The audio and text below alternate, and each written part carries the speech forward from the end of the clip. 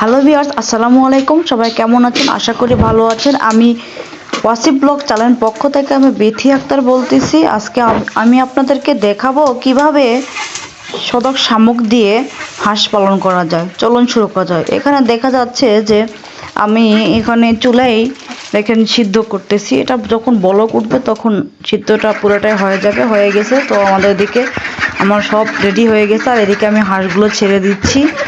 দেওয়ার পর দেখুন আমার হাঁসগুলো কিন্তু খাওয়ার জন্য দৌড়াচ্ছে। তো আমি এখানে দেখুন এর জন্য কিন্তু আমি হাঁসগুলোকে ছেড়ে দিয়েছি। দেখুন কিভাবে খাচ্ছে। তো বাড়ির আশেপাশে এভাবে না দিয়ে আমি এটা নিয়ে যাব নদীর ধারে।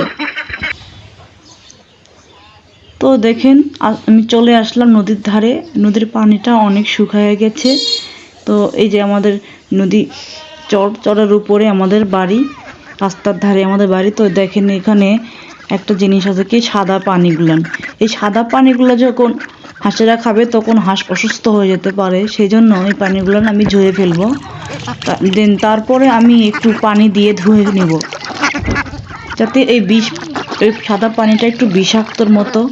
তো এই জন্য আমি এটা একটু ধুয়ে পরিষ্কার করে নিলাম। নেওয়ার পর আমি এগুলো এখন হাঁসের ওখানে ঢেলে দিব।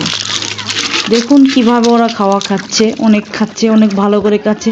এই সদক, আমাদের এদিকে সদক বলে আর কি, আর অনেক জায়গায় শামুক বলে। তো এগুলো আমরা ভালো করে পরিষ্কার করে ধুয়ে দিলাম, দিয়ে এরা খাচ্ছে। এভাবে আপনারা খুব অল্প টাকায় হাঁস পালন করতে পারবেন। এই শামুকে প্রচুর পরিমাণে ভিটামিন আছে। আপনাদের ভাত গুঁড়া এগুলোর পাশাপাশি আপনারা এই শামুকগুলো দিতে পারেন। এগুলো শামুক অনেক সময় ধানের ভিড়ে পাওয়া যায় এবং নদীর ধারেও এগুলো পাওয়া যায়। তো আপনারা এইভাবে হাঁস পালন করে একটু চেষ্টা করে দেখতে পারেন। আমাদের এই হাঁসগুলো অনেক মজা করে খাচ্ছে। আমি এখানে নিয়েছিলাম 20টা হাঁস, তো 2টা মারা গেছে, তো এখনো 18টা রয়েছে। তো আপনারা এভাবে খুব অল্প টাকায় হাঁস পালন করে অনেক লাভবান হতে পারবেন। আশা করি আমার ভিডিও যদি ভালো লাগে অবশ্যই লাইক কমেন্ট সাবস্ক্রাইব করতে ভুলবেন না। আর আপনারা সবসময় চেষ্টা করবেন ঘরোয়াভাবে প্রাকৃতিক খাবার দিতে। আমি এগুলো দেই, আবার ভাত এবং গুঁড়া ফিড মাখায় দেই, কখনো কখনো এমনি ফিড দেই, কখনো খুদ দেই, কখনো চাল দেই। এভাবে আমি হাঁস পালন করি। তো হাঁসের খাবারগুলো খাওয়া শেষ।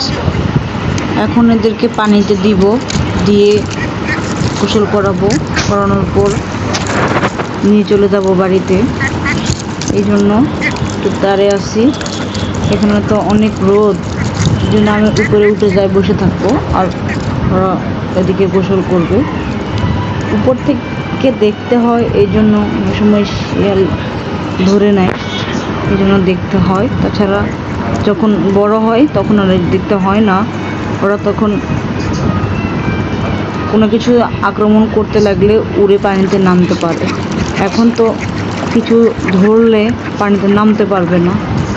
আমি এইভাবে ওদেরকে নেমে দিলাম। দেওয়ার পর আমি যাই উপরে বসে থাকবো। এখন চলে যাচ্ছে, যাতে একবার নদীর ওই পাড়ে যায় উঠবে। তখন আমি কি করি, কোনো কেউ গোসল করলে আমি ওদেরকে নামায় দিই। এই দেখুন ওই পাড়ে চলে গেছে।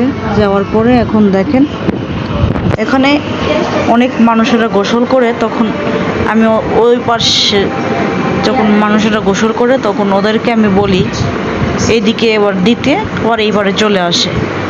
তো এটা আমাদের তুলসীগঙ্গা নদী। এই নদীতে অনেকে গোসল করে।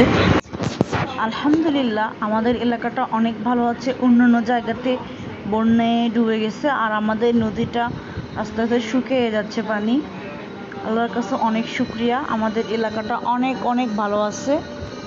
আপনারা ভালো থাকবেন, সুস্থ থাকবেন।